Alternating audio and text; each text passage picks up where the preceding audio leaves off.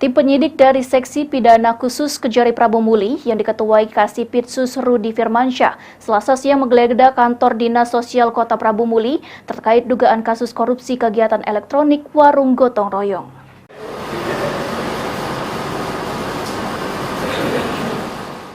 Dari pantauan tim PAL TV, tim penyidik yang berjumlah sekitar 9 orang dari Satuan Khusus Pemberantasan Korupsi Kejaksaan Negeri Prabu Muli melakukan penggeledahan di ruang Kabid Penanganan Kemiskinan Dinsos Prabu Muli dan sejumlah ruangan lainnya.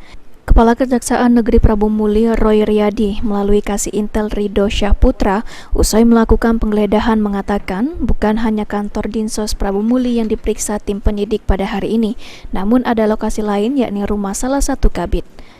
Kasih Intel Ridho Syahputra menyampaikan pihaknya mencari barang dan dokumen yang diperlukan untuk mencari bukti berkaitan dugaan tindak pidana korupsi terhadap penggelapan dana jabatan dalam kegiatan elektronik warung gotong royong dari Kemensos RI kepada keluarga penerima manfaat dalam bentuk non-tunai melalui Dinsos Prabu Muli tahun 2020 hingga 2022. Hingga berita ini diturunkan, tim penyidik Kejari Prabu Muli masih melakukan pemeriksaan berkas-berkas di ruangan salah satu staf Dinsos Prabu Muli. Sejumlah awak media juga ramai mendatangi kantor Dinas Sosial di lantai 8 gedung pemerintah Kota Prabu Muli untuk mencari informasi terkait dugaan kasus korupsi kegiatan elektronik warung gotong royong atau iwarong. Beni Firdaus, PAL TV.